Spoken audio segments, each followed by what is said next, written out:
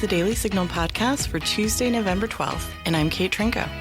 Today, we'll first feature an interview I did with abortion survivor Claire Culwell at the Values Voters Summit, discussing how she felt when she found out she was supposed to have been aborted and lost her twin during the abortion. We'll also play Daniel Davis's interview with a Pennsylvania social conservative activist, talking about what's happening in that purple state. Since the Daily Signal is off for Veterans Day, we won't have our usual headlines today. Now, here's my interview with Claire Culwell. Tired of high taxes, fewer healthcare choices, and bigger government? Become a part of the Heritage Foundation. We're fighting the rising tide of homegrown socialism while developing conservative solutions that make families more free and more prosperous. Find out more at heritage.org. So we're at Values Voters Summit with Claire Culwell. Claire, thanks for joining us. Thanks for having me. Okay, so first off, you are an abortion survivor. I am. Tell me about that.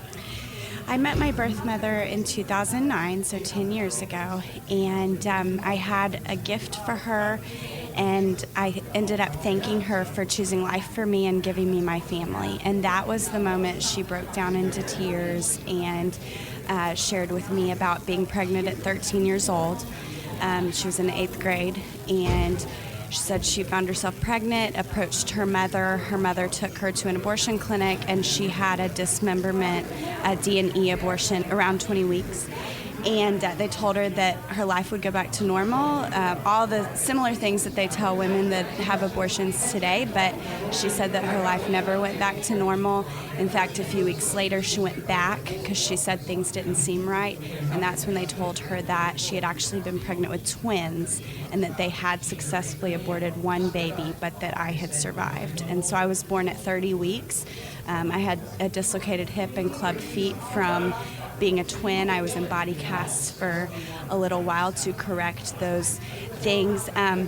But when she shared this with me, obviously I never imagined I would find something like that out. I thought the worst thing that will happen will be she won't want to meet me. Mm-hmm. But instead I found out that I had survived something that was meant to take my life. And so I knew that my life was a miracle. There was a reason that I was here. And I could either forgive my birth mother and share this story to show the humanity of the baby and offer hope and a message of forgiveness to women that have had abortions, or I could be angry and upset.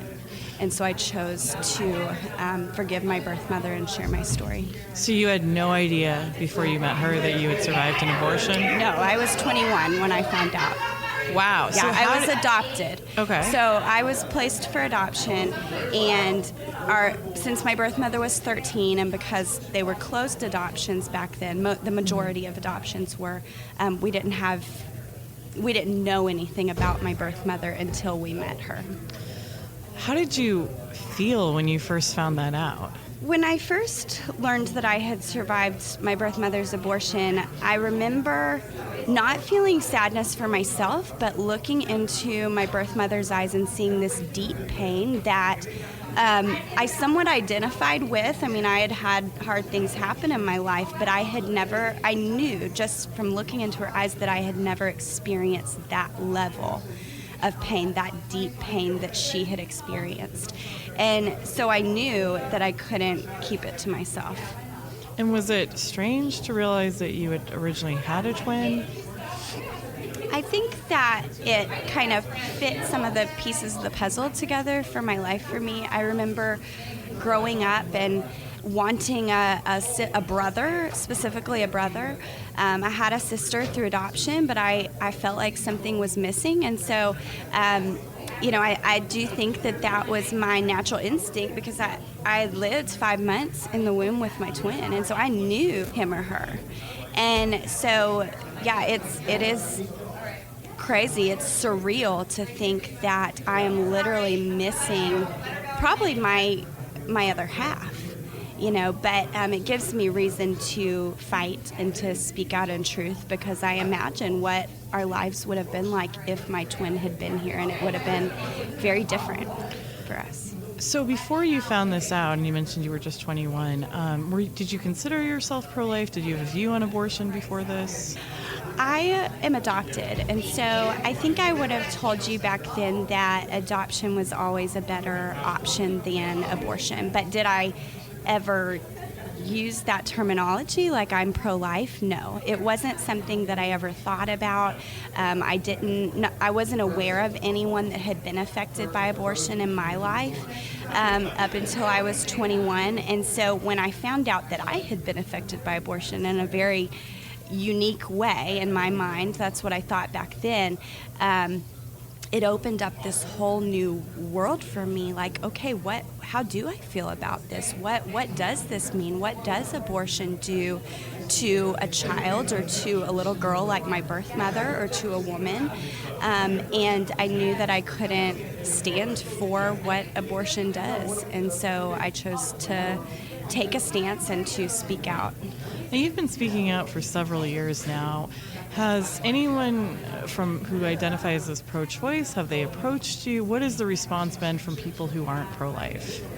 It comes up in conversation on the daily for me. All I have to do is sit down on an airplane, and it's small talk. What do you do? What do you do? And it comes up. And so I've had a lot of different responses. A lot of people don't want to hear it, and they will say, well, that's interesting, but I don't believe that happens. And, that's imaginary. You must have made that up. And it is... Wow, that's so insulting to be like, you must be crazy. It can be hard to hear, but, I look at those instances as an opportunity to plant a seed. I got them to hear my story, and they're going to go home and think about it. I mean, how could you not go home and think about someone that survived an abortion, something so eye-opening? Mm-hmm. But I think the majority of people, they hear my story and they see, okay, I can actually see a physical person. I can see your face. I can hear your name. And so this baby that is aborted grows up to be someone just like you. And so they can really grasp onto that and identify with that. And it helps put a face with what the issue of abortion is really dealing with. And I found that a lot of people do change their minds after seeing an abortion survivor. So what do you think pro-lifers should be doing right now? I firmly believe that we need to speak love and truth and have our actions speak louder than words. You've heard that before, but I think that there are so many different movements that people can grasp onto, and just different ways of approaching the life issue. But if you're in prayer, and if you're speaking truth in love, and you're reaching out to these women in love and telling them that we can help them, you can't go wrong. I think that every single woman or man or family that is entering into an abortion clinic and considering abortion is looking for a sign and looking for a way out. And if you can imagine somebody holding up graphic signs and yelling, that's not as welcoming, right? It may not be wrong necessarily, but someone that is lovingly saying, I'm here for you, I can help you. That is what women are looking for, and what will help them choose life and feel empowered, because that's what women need to feel, and that's what we need to be voicing to them, is that they're strong enough not just to have a career, but to have a family and continue on with their life and continue on with their career, because women are strong enough and capable of doing all those things. So we've seen a surge in abortion extremism in the past year. Several states either passed or looked at passing laws that would have allowed abortion up to birth. How do you, as an abortion survivor, feel about that? And how do you feel when so many liberal politicians seem willing to say that, yes, anytime up until the very moment of birth, it is okay to end this child's life? I remember what it felt like when New York lit up the Empire State Building pink in celebration of a woman's right to choose and late-term abortion.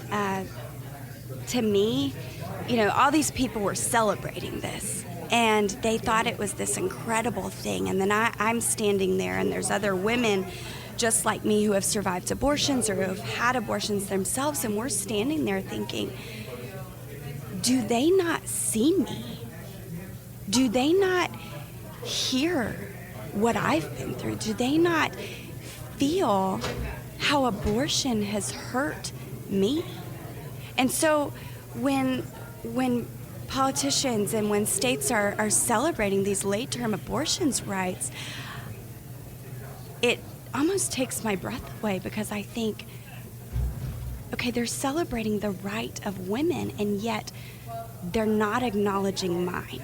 They don't care about my right as a woman, as an unborn woman, about my right to choose, because I definitely would not have chosen to be aborted. I definitely would not have chosen for my twin to be aborted, and for my life, my entire life, I will walk this earth as an abortion survivor when I didn't have to. Because if my rights had been taken into consideration, I would have chosen to live. And you're a mom yourself, right? I am. And what was the experience of pregnancy like for you? I mean, did it feel, I would imagine that, coming as an adopted child, it must have been a very emotional experience. I had incredible childhood as an adoptee, and so I actually have 3 children. I have 2 that I have chosen to be a mother to. I married a single dad, and so I've had the privilege of raising them. And then I have 1 biological daughter, and so so I've only had 1 pregnancy, and that was extremely eye-opening for me because I realized that if my life had been taken through abortion as it was meant to, as my twins was, that my little girl wouldn't be here. And so I think that was the experience, the really eye-opening experience for me, was being pregnant and realizing the true domino effect that abortion has, because my daughter's life is now a miracle too, because I lived to tell about my birth mother's abortion. It's beautiful, and I have cousins who are adopted, and we are so grateful to their birth moms that they chose life for them. And yes, I love the way you say it. I chose to have my daughters. Adoption is such an incredible thing, and people often ask me, Claire, why have you been able to respond in such a positive way? How have you been able to forgive your birth mother? And it truly is because of the family that I was adopted into and the way that I was raised. I knew without a doubt that my birth mother was already forgiven, and so I knew that I should forgive her too. Well, thank you so much for sharing your story with us. Thank you for having me. Do conversations about the Supreme Court leave you scratching your head? If you want to understand what's happening at the court, subscribe to SCOTUS 101, a Heritage Foundation podcast breaking down the cases, personalities, and gossip at the Supreme Court. Well, I'm joined now by Dan Bartkowiak. He is the Communications Director for the Pennsylvania Family Institute. Dan, thanks for your time today. Absolutely. Thanks so much for having me. So there's a major push in certain states across the country, including Pennsylvania, where you are, to make sexual orientation and gender identity into a legally protected status. And it's actually a national push, too, right now in Congress with the Equality Act, as Nancy Pelosi has made that one of her top priorities. But in Pennsylvania, I understand there's a bill right now in the legislature that Democrats are pushing and the governor is actually pushing. Can you explain what the bill would do and where this fight stands right now? Yeah, absolutely. And, Pennsylvania just recently, there was an activity on the steps of the Pennsylvania Capitol that was run by a commission that our governor enacted, the Commission on LGBT Affairs, something that I don't know if any other state has such a commission, but there's over 40 members, and really their main lobbying effort is to see this SOGI bill enacted. They had a dance party on the steps of our Capitol to really advocate for this. And they often talk about, almost with the dance party mentality of the equality and the tolerance that you can have by passing this. But really, when you look at the actions of this, it's anything but that. And Pennsylvania, I think, is really seeing it, especially with what's going on in Philadelphia. You have an agency I recommend to anyone. USA Today had an article in October, a lady that was through the foster care system talking about how Catholic Social Services in Philadelphia had helped her. She was placed in a family that really gave her a lot of the needs she needed, and she has since even fostered a few children through them. And so Catholic charities, Catholic Social Services have for years and years been helping so many families and kids. And the city of Philadelphia has rescinded their contract with Catholic Social Services, not because of the effectiveness of their organization, not because of a lack of need. They've actually announced that they need hundreds of more foster families. So there's a huge need in the city.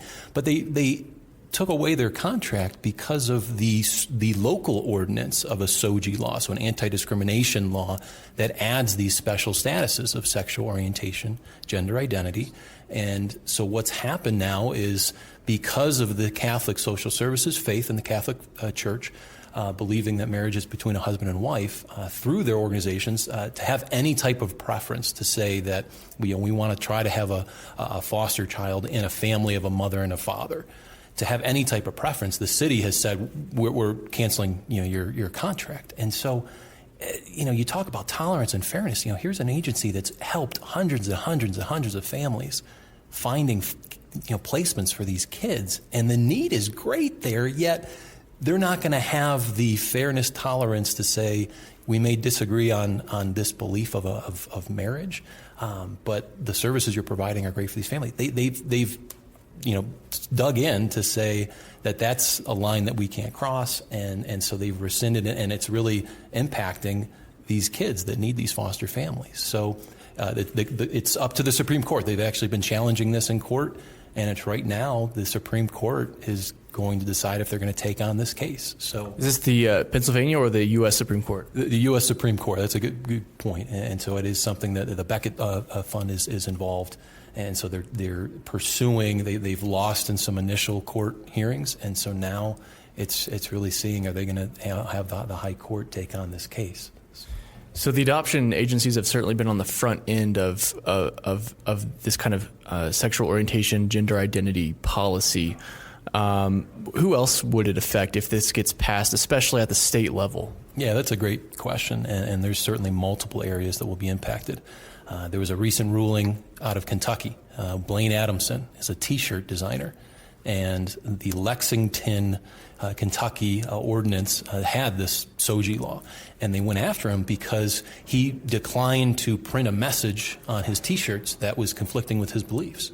So he'll work with anybody, but when you had a message of it was a gay pride festival that he just declined to do, and he's declined churches, he's declined a variety of messages, but in this instance, they took him to court, and their state Supreme Court just ruled in favor of Blaine to say, you know what, he's not discriminating unfairly against any person. It's the message that it's adhering. And so that's the concern that we certainly would have in Pennsylvania is, business owners, especially those in the wedding industry, that would be impacted by this state ordinance. I think this state law. It would also look at the issue of privacy rights. I often point to the state of Maine. There was a court case, a student that identified as a opposite sex wanted to use the opposite sex restrooms and locker rooms. And the court, the state Supreme Court in Maine, ruled pointing to the anti-discrimination law, so the SOGI law that was passed in Maine, to say that based on this special status of sexual orientation, we have to allow students that identify with the opposite sex, the opposite biological sex, to use those facilities. And so it infringes upon the privacy rights of all the students in these schools.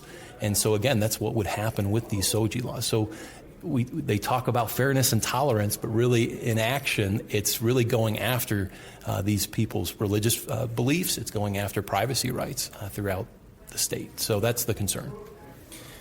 So in the context of the Pennsylvania legislature, I understand that the House and the Senate are both Republican-controlled with a Democratic governor. How do the political parties kind of shake out on this issue? Is it kind of a party line divided issue, or are some Republicans folding or some Democrats folding? What does that look like? Well, certainly we would hope that when it comes to privacy rights and the ability to live out your faith, it shouldn't be a party issue. Often, we have seen the pressure that's put on legislators, whether you're Democrat or Republican, to see something like this enacted. And so, again, it's this talk of tolerance and fairness that they put up forward in favor of this bill, and sometimes that gravitates to a lawmaker. So far, we've been able to stop any advancement. It had one vote in a committee in one session. That did pass, and so members of both parties had voted in favor of it. So there's certainly the concerns there. I think when more and more families are finding out about this bill and what it does, the more pushback that there is. We had one of the largest rallies one session, a couple sessions ago, in the rotunda of the Capitol. And it was really highlighting the privacy aspects of this and the grave concerns that many parents have. So the reality is that's what this law does. It has the implications. We're seeing it in other states. So the more that parents and families find out about that and the implications of this type of law, I think that does start to spill over into lawmakers. It's certainly the need to get in touch with these lawmakers and, both on both sides of the aisle to highlight the concerns of this legislation. But so far we've been able to kind of push back, and we will look to continue to do that despite some increased pressures that are certainly happening to try to pass a SOGI law in Pennsylvania. Well, you mentioned that this kind of policy has already taken effect in Philadelphia, and it's pushed out Christian religious adoption providers. Do we know how many kids have missed out on getting a place with a family because of this? Yeah, it's a great question. I guess, again, I pointed this, it was Adrienne Cox wrote this USA Today article, and she was highlighting how Philadelphia last year put out an urgent need of 300 families that were needed for placing kids. So it's 300 kids that they didn't have families for. And so there's certainly this grave need for more foster families. And here you had Catholic charities, Catholic social services doing great work and trying to help these families. And they've been around for years and they've been able to build up somewhat a clientele of foster families. And so to just rescind their contract based on this, local ordinance, which is talking about the Equality Act nationally and then the SOGI law statewide, it's a similar idea that says if you have any belief that says marriage between a husband and wife, if there's any preference to give in a foster family, we can't do business with you. And that's not tolerant. That's not fair to these families that are doing great work, these agencies that are doing great work, to just flippantly deny them the ability to do their work that they're doing so well.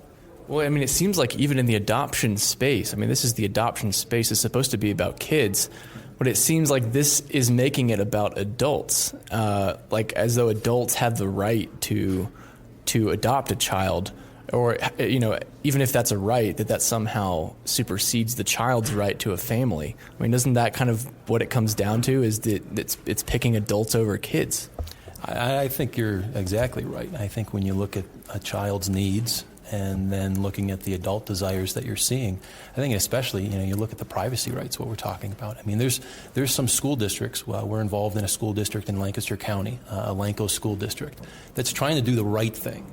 They are looking to make changes to their locker rooms and restrooms to make it multi-user. So to have it a single stall, a single room that someone can go in and change for gym class and not have anyone that's either looking at them or they can feel secure and private.